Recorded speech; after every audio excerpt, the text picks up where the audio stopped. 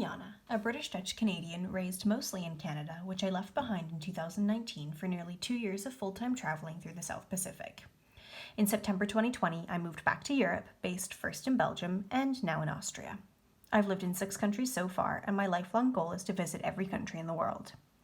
As I'm currently based in Salzburg, I'm spending all my free time on day trips around Austria. In my last video, I spent a snowy Saturday morning in Linz, Austria's 3rd largest city, before a wonderful afternoon at the Kremsmünster Abbey, home to one of Austria's most incredible libraries.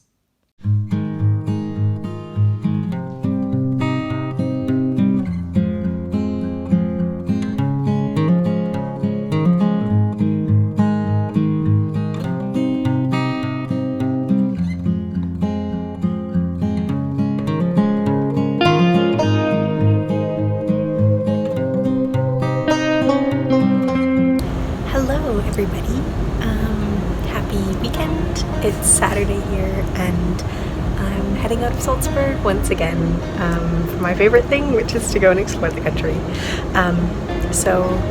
Taking a train out. I love just being on trains. I think that's half the fun, is just spending a couple of hours on a train on a weekend and just watching the world go by and reading a good book and enjoying the solitude. So today we're heading out to Steyr? I don't know how you say it, but apparently it's a cute little town and a nice castle to explore, so we're off to today.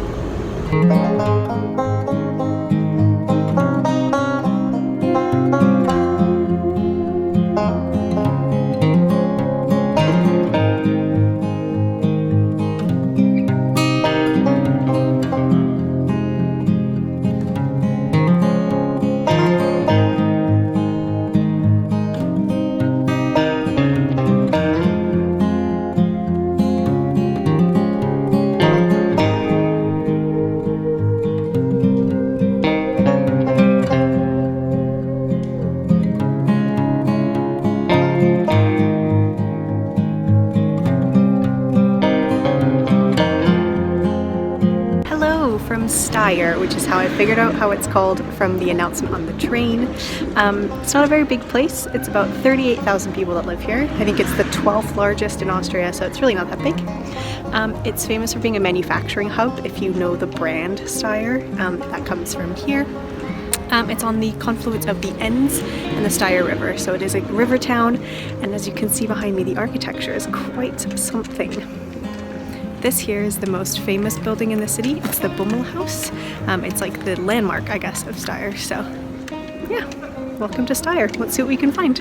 So the first place I'm going to go for a visit to is called Schloss Lamberg, which was built in the 900s. It was never a royal residence as far as I know. It was mostly important families that lived there, the Lamberg family. So you get there, it's very close to the center of town. There's this little tiny alleyway that you walk up, and you'll see it just ahead.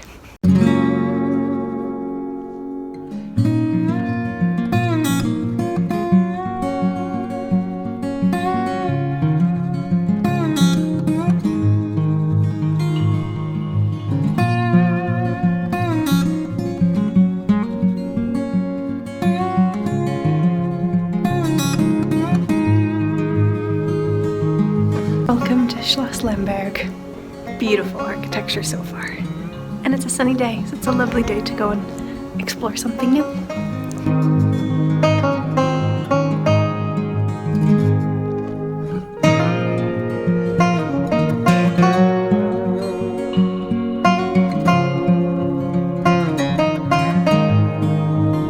Okay, so unfortunately it seems like you can't actually go in the castle unless there's a little sign here that says, in German, to go in you have to register at the tourist office.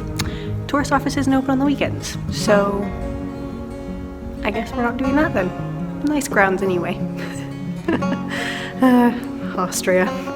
I'll never get over your quirks. So before I head down to my next stop, I thought I would just sit here in the sun, because it is a very beautiful day, and have a bit of a lunch. My favorite, my go-to. Quinoa crackers, corn crackers with vegan cheese. And yeah, just appreciate the fact that I get to do what I love and I do feel lucky that I have the freedom and the flexibility to, you know, sort of work from anywhere and to spend my weekends exploring. And I mean, if you told me 5 years ago that at some point I'd be living in Austria, I wouldn't have believed you. So even if it's not something that I'm thrilled about, I'm making the most of it with my crackers.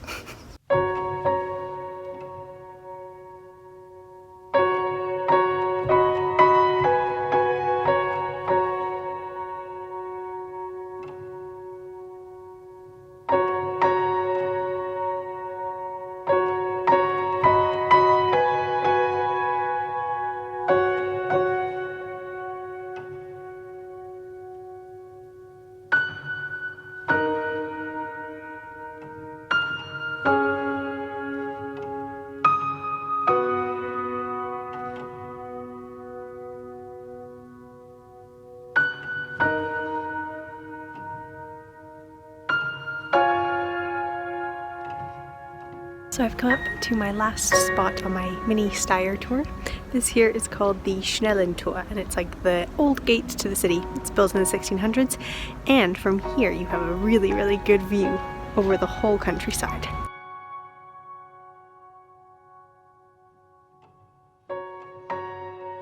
So I am heading back towards Salzburg now. I had a lovely little day in cute little Steyr. A friend asked me the other day, they said, how do you take all your pictures when you're traveling? And I said, well, I have a tripod, and my tripod is my best friend. But truth be told, solo traveling, although it's who I am and my favorite thing basically, it can get lonely at times. But I spoke to somebody else whose words I really value, and they said something really wise. They said to me, you know, when you travel solo, you make experiences, but when you travel with somebody, you make memories. And I think that was a really eloquent way of putting it. I guess you do make memories when you travel solo, but when you travel with somebody, the intenseness and the richness and the joy of getting to share that and share it for the rest of your life is just something, it's unbeatable. So for now, it'll be me and my tripod traveling the world, but until then,